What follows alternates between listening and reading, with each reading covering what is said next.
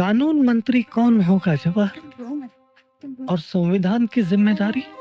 संविधान के लिए हम दुनिया भर के विशेषज्ञों की राय ले रहे हैं। कितना मुश्किल हो गया है दुनिया भर के। मेरे ख्याल में स्वतंत्र भारत का संविधान एक शोषित को लिखना चाहिए। डॉक्टर अंबेडकर के बारे में क्या ख्याल है?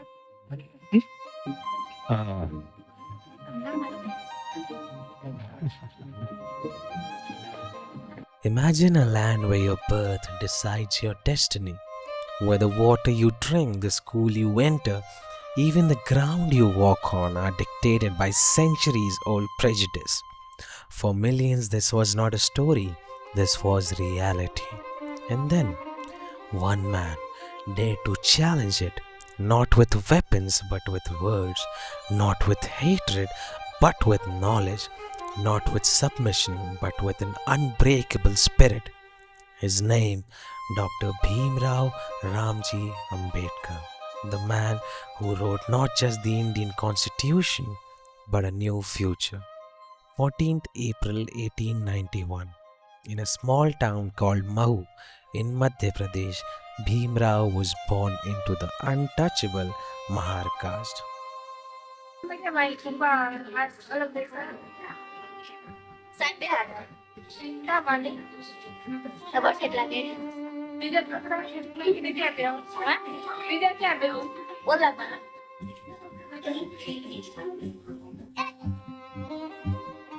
At the very bottom of this hierarchy were the Dalits, people treated as impure, unworthy, and untouchable. They were denied education, temples, water, and even basic human respect.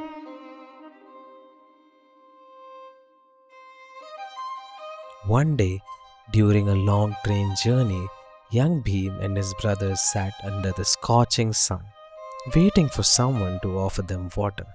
But no one did, because society had declared them untouchable. That thirst, that hunger for dignity would become the driving force of his life. But Bhimrao refused to be broken. Excelling in school despite constant humiliation, education became his greatest weapon. He became the first Dalit to enter Elphinstone College in Bombay. A moment that shocked society. Maharaja Saiji Rao Gaikwad, III of Baroda, a visionary ruler who believed in education, recognized Ambedkar's brilliance and gave him a scholarship to study abroad. With that support, Ambedkar traveled to Columbia University in the United States, where he earned his master's and PhD degrees. Then he moved to the London School of Economics, where he earned multiple degrees in law and economics. From a child denied of water, he became one of the most educated minds of his time. When Ambedkar returned to India, he did not return as a scholar, he returned as a revolutionary. In 1920, he started Mok Nayak, a newspaper that gave voices to the voiceless. In 1927, he led the Mahar Satyagraha, where thousands of Dalits marched to drink water from a public tank, an act that defied centuries of oppression.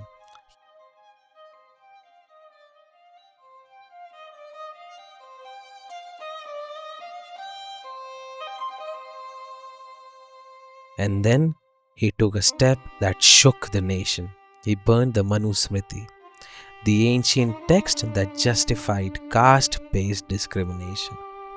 His message was clear. No tradition is greater than human dignity. No scripture is above justice. By the 1930s, his demand for separate electorates for Dalits shook the nation. This brought him into direct conflict with Mahatma Gandhi. Gandhi believing in reforming the caste system from within. Ambedkar wanted to abolish it entirely. The result? The Pune Pact of 1932, a compromise that secured reserved political seats for Dalits but denied them full autonomy. It was a bittersweet victory, but Ambedkar had ensured one thing: Dalits now had a political voice.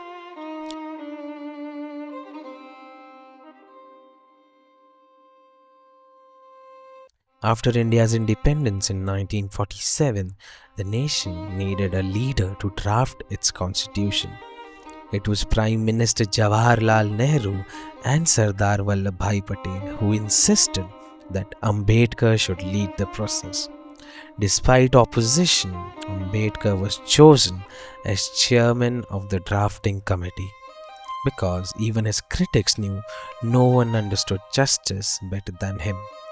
For 3 years, he worked tirelessly shaping the document that would become the backbone of modern India.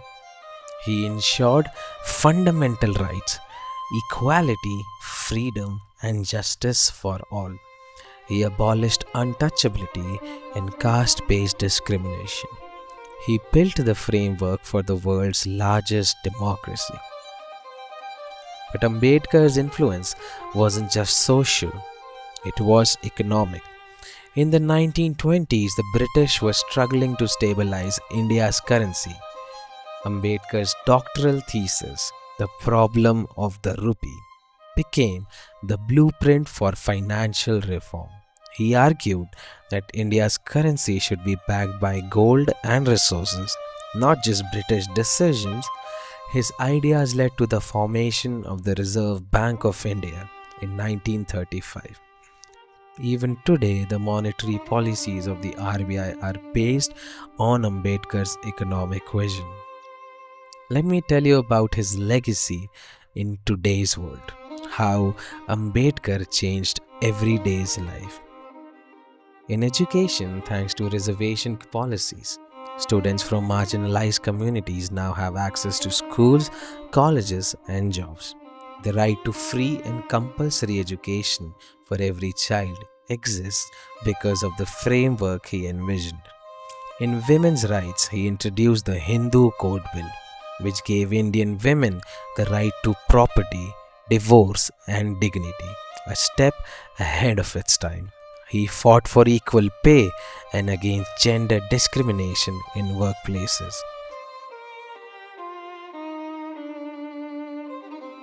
The ban on untouchability allows millions of people to enter temples, schools, and public spaces freely.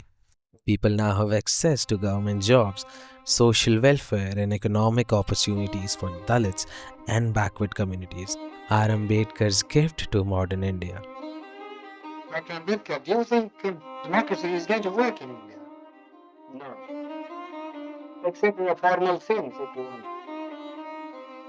What do you mean? The real, I mean, the paraphernalia of democracy, quinquennial elections, prime ministers, and so on and so on.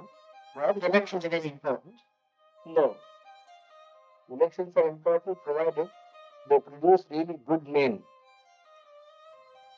And therefore, unless you can get rid of the caste system, you don't think social structure got to be altered.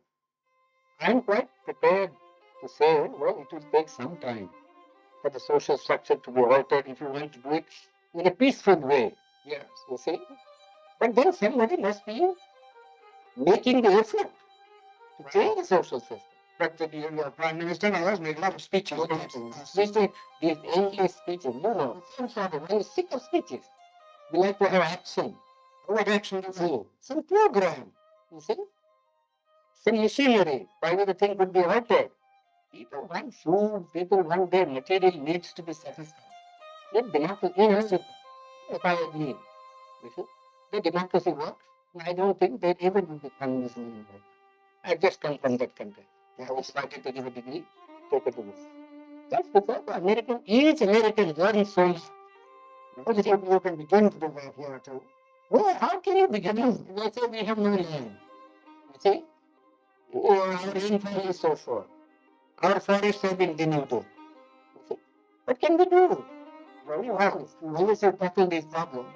Dr. Ambedkar was not just a leader, he was a storm that shattered chains, a light that still guides India. Every time a student enters a university, a woman stands for her rights, or a citizen demands justice, Ambedkar's spirit lives on. In the end, let's conclude with Dr. Ambedkar's words. Equality may be a fiction, but nonetheless one must accept it as a governing principle.